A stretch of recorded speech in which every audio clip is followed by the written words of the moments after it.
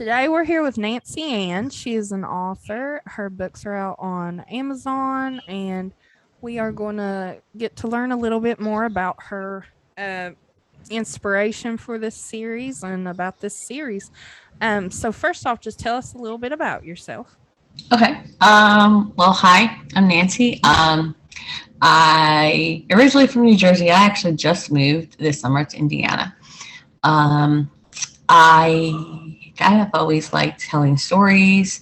I've liked, watching TV and you like make a character and put it into the story.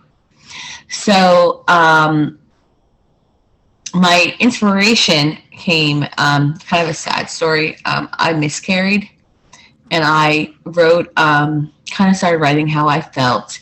And then I noticed that a lot of people had miscarriages, and people didn't talk about it. So I wrote about my experiences, thinking that it helped heal me, and then I thought maybe it would help other people who were going through it. That was about 13 years ago, because after I miscarried, I got pregnant with my daughter Zelda, and she's just turned 13. Oh, wow. So that was my I love first. that name. Yeah, that was my first time writing. I met a group of people online, and they did something called role playing. And for them, it was you make a post and you write your character's name, and then you write like what they're gonna do, what they're gonna say, and I just inspiration hit from there. And I started writing more and being more descriptive, and then working on plots for my character. Like, how does my character develop? Like, if I would take, and you would take, like, sometimes, most of the time right now, I make my own characters up, but in the beginning, you would take characters that have already been established. And so then I was like, okay, how can I take them in a different direction? What can I do that hasn't been done with this character? How, if a character is a certain way, how can I get them to act that way? Like, how do I start them? And then how do I develop them over time? So that was my inspiration. And I just started creating characters. And now when I write and I'm making a new series or a new character, I'll write the character up as if I'm going to role play them first. So they know, their likes, their dislikes, Right. their hair color, their hair length, like their eye color, like different things like that. And I might role play with them for a while to get to know them better, and then write them. I love that. That's great. It's fun. I made a lot of friends that way. Yeah, that's an awesome idea. I never thought about it like that, to do that, but you really get like a full in-depth, like, you really flesh them out that way. Yeah, the character in the book series is called the Shadow Chronicles. Maeve is the first character, and she was the first. It's called original character that I created, but in my role play, I called her Lucy. But to me, she was too close to Dracula's Lucy, because that's who I based her on at first. So as I role played, I changed her a lot, and she evolved. So I really didn't. became her own Yeah, thing. so the name changed, but So was that's. there any reason for Maeve? Is that just, or was that just? I had a student with the name once, and I love the name. That's how really small. I had a student with the name years ago, and it was and there's a name that really stuck with me, and it was a name that you don't really hear that often. Yeah, it's very. Now I like I've seen other books that use that name, but I was like, man, like I thought I was creative with that name. I've only ever seen that name in on one TV series in one episode. Yeah, and I but it was a student of mine had that name, and I liked it. And that's one of the things. The hardest things for me is, besides marketing, is finding names, because I want the name to fit the person. Yes. And sometimes I'll start writing and the name will be different, and then by the time the book is done, the name will have changed. It's almost like picking out a name for your kid. It's like it is. You just know them. You're creating them, so it really is. Yes, it is. So I know we had talked a little, and you said that starting the process of writing, it seemed overwhelming. Like, so how did you overcome the fear, like, of like worrying about, can I really make this into a book? Well, um, this book took a long time, and so did my first book, Birth After Miscarriage. That took a long time too, but this one took a long time because I would, like, this is a lot. Yeah. Breaking it down by chapter isn't really that much. So what I started to do is I started to create an outline of all the things I wanted to have happen in the book. And it wasn't really an outline. It was an outline, but it wasn't like chapters. And then they turned into chapters. So then I would take like one chapter at a time. And so then you felt like, okay, I completed a chapter. You felt like, oh, good, I completed something. And I kind of like chisel away at it, like one chapter at a time. And that's kind of how, like, when finally, like, I guess a year into writing it, I was organizing my outline into chapters, and I started highlighting all the ones I had done. I'm like, oh, I can actually finish this. So that's kind of how it was. I broke it into smaller steps. That's a good process to do, because it can get overwhelming, and you're like, a lot of my students say that. They're like, oh my gosh, you wrote a book. And I'm like, yeah, but you've written papers. right. So imagine if you put all your papers together. Yes. And I think a lot of people think, like me, I'm like, has to go chronologically. But if you do it like that and you know what's going to happen, that would make it easier. That was one of the challenges with Maeve, is that I didn't go chronologically. I wrote it, I was like, I felt like writing this chapter today. Right. But then when I was done, I had to, like, remember, like, I don't know how old you are, but old school, like, index cards for research papers, and I was organizing them like that, trying to put everything in the proper order. So now I'm a little better with that. When I outline, it's very detailed. So, and I write notes, like, in this chapter, this person already knows about this, so you can mention that, but you can't mention it up here. So then I could write chapter 20 before chapter 10. That makes a lot of sense. You just opened my eyes. You've blown my mind now. So you mentioned the miscarriage, and so what is your message to parents who've gone through the same thing, or really anyone else who's trying to overcome maybe a traumatic experience, or just anybody in general who has a dream and they're, going through a rough time? And how did you overcome that to chase this dream? Well, I don't know if you ever, like, I know that doctors and therapists will say grief, like, you get over it at some point, but I don't think you do. No. And they'll tell me, oh, well, because you're so upset about that, you're not over it. It's still a healing process, like, and, like, my mom passed away when I was 11. And for me, like, I still, like, get choked up, and I'm like, oh, she doesn't get to see my daughter. Right. And so for me, I write a lot of poetry, and that helps. Writing itself helped. With the miscarriage, though, it's like, you have to know that you're not alone. 25% of pregnancies end in miscarriage, and people don't talk about it. And it's not your fault.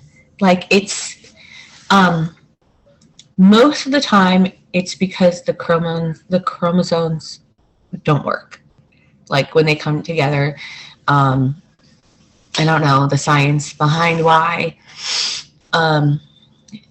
or anything like that, but the biggest thing is to know that you're not alone. After I had mine, so many people were like, oh, I had one too. And I was like, you never said anything. Right. And or like and then, like, later on after a book, someone was like, oh, I had one too. And I was like, I just think that, like, a lot of people feel, like, lonely, like they're the only one who's ever gone through this, or that they did something wrong, or how they're feeling doesn't matter, because you can't say what you're feeling is wrong. Like, some people they have a miscarriage, and just a friend that had one, and they were very into baby stuff. Like they wanted to be around babies. Me, I was like, get that. Like I did not want to have anything to do with babies. I didn't want to be around anyone that was pregnant. I was so bitter. I was like, how come you can Right. have your baby and I can't have mine? Like, what's wrong with me? What did I do wrong? And um, it wasn't wrong for me to feel that way. It was just how I was processing it. And a lot of people would say, "Oh, why are you feeling that way?" And I'm like, I don't know. That's just Yeah. I don't know. And a lot of so you're just not wrong with however you're feeling. Somebody out there is probably going through the same thing, probably feeling the same way, and like just you're not wrong to feel bitter. You're not wrong to be sad. You're not wrong if you can get over it. Like everyone deals with it Yeah. differently. So it's Everybody. however you are dealing with it Right. is okay. Coping with it is the most important thing. So I turned to writing. I read a lot of books about miscarriages. I I kept looking for a reason.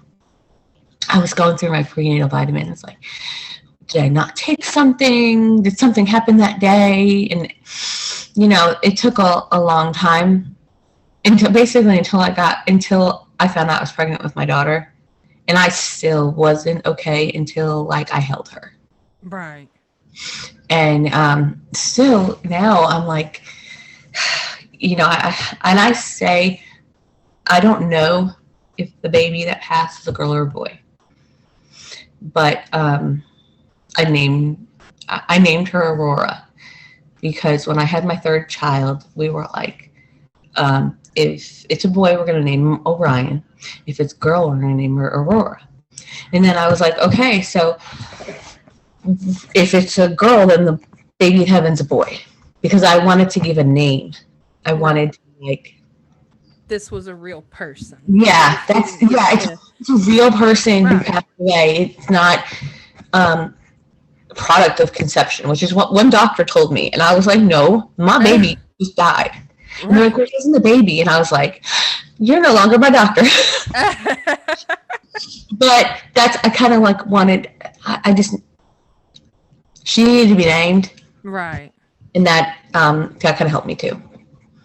But it's something that everyone goes through differently, and I just wanted the book to show you that it's okay how you're feeling. You're not alone, and I put a lot of people messaged me, and I had asked them. I said, "Can I put this in my book?" And the more people I put in, so that other people who read it know, hey, these are all the people that I know, like that came to me that had one. But there's so many more people out there. Oh yeah. It's very taboo. Like a lot of I don't people. understand why it's taboo because It's almost like it feels like we still haven't gotten over the traditional idea that our main purpose as women is to birth babies, and when you don't, when something goes wrong with that process, you feel like, why can't I do the one thing I should be able to do? yeah, like It's why? very complicated. What is And wrong with me? yes, it's like some, or like you said, I did something wrong when it's just It's yeah, and nothing. I don't know. You if you miscarry, I miscarried at home. If you miscarry in the hospital, they will test the baby to see what happened. I didn't have that happen, but normally it's because the chromosomes were out of like the baby would not survive out of the womb. So it's almost like God saying like, "Hey, it's okay, we got it." Right, Before they are in pain. right.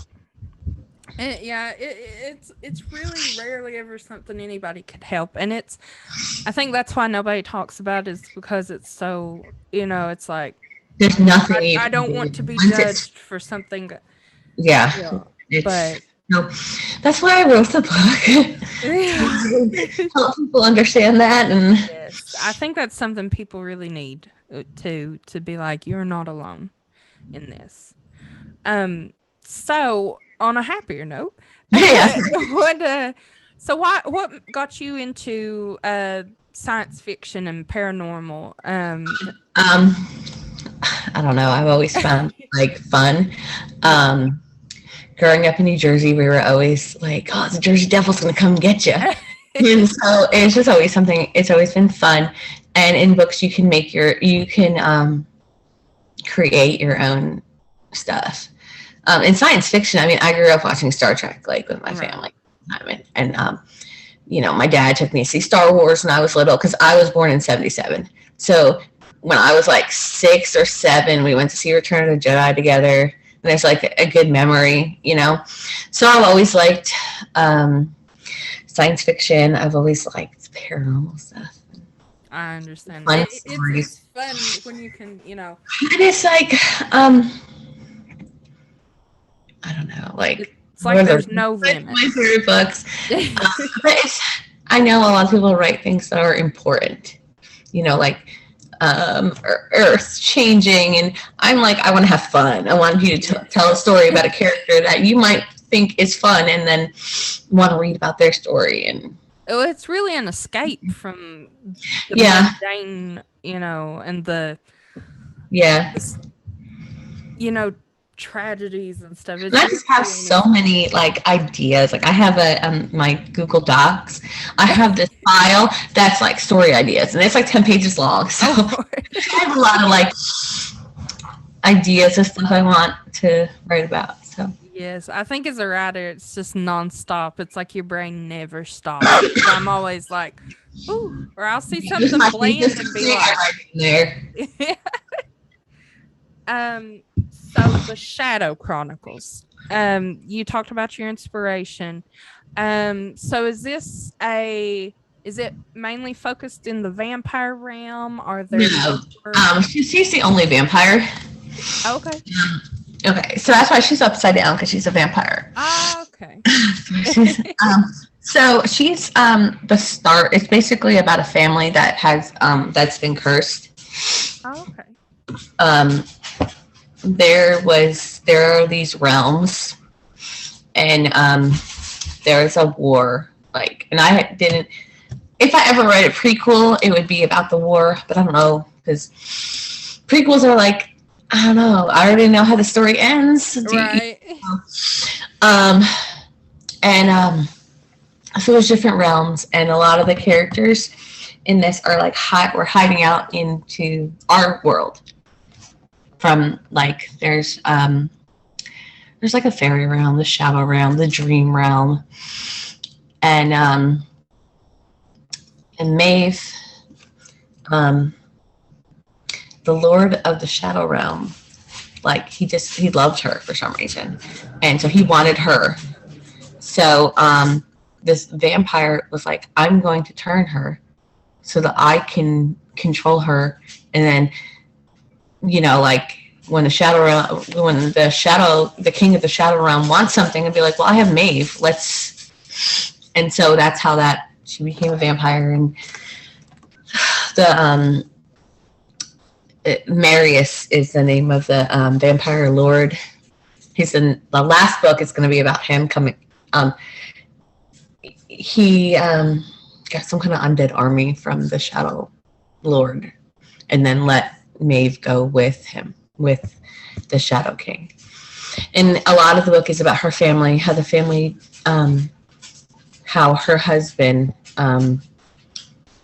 thought she abandoned them, and she turned into a monster, and what happens to her kids, and how she protects them even though she's a vampire. Okay. So the Shadow King, talk about him a little bit. How did he are we going to find out how he became the Shadow King? What? Oh no, he just is. He's the king of the Shadow Realms. And so the shadows in the world are like portals for him. Like he can like watch you through a portal. He can like travel through shadows. And his goal was to make Maeve his dark queen. So as a vampire, she was already kind of dark, but she didn't start dark. She was a loving mother, and she had a newborn baby. She became a vampire. She became darker. And the Shadow King, there's a little spoiler, the Shadow King uses her grandson. Yeah, her grandson he like he makes him do all these tasks so that he would become darker. Like he was like, oh, so like he died, but he didn't really die. The Shadow King was like, you're dead. So if you want to get back to your wife and your kids, you have to do all this stuff. And it was to make him really dark. And once you're really dark and you don't have any light in your life, like you're not going to want to go back to your family. You're not going to want to have love in your life. And Maeve saw that, and she, in order to save her grandson, she pulled all the darkness out of him. And that, like, she sacrificed her life for him. And now, in the book I'm writing right now, we're seeing the aftermath of how she doesn't have light anymore.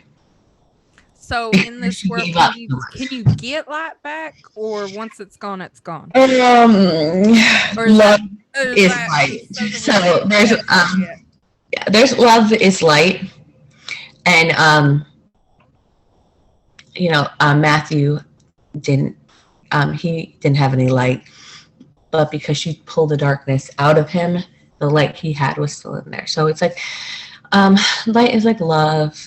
It's not just being a kind person or anything like that, but when you don't love anything, the choices you make are like self-centered, or just like Maeve right now is not herself.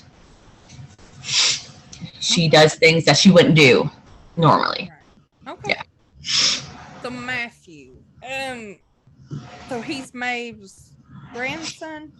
Yes. Okay, so that's what we'll be following him through, is his book, yeah, doing these tasks. And yes, his book is about him doing the task and how his grandmother, like what his grandmother does to protect him. Okay. So which books are out already, and which ones are you still working on? Okay, so Maeve is out, Matthew is out, Justin is out. Justin is Matthew's son. Okay. And Morelli just came out. Morelli is Matthew's wife. Okay. And I'm working on Annabelle. Annabelle is Morelli's sister. Okay. So not a creepy doll. No, and so there's a lot of players involved, and Morelli and Annabelle's father is it's all about how darkness affects you.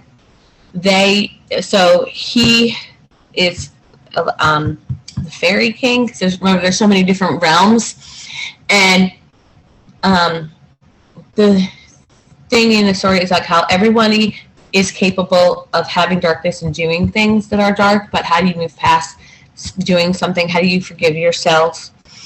And how the families, like after Matthew was so dark, how does his family come back together?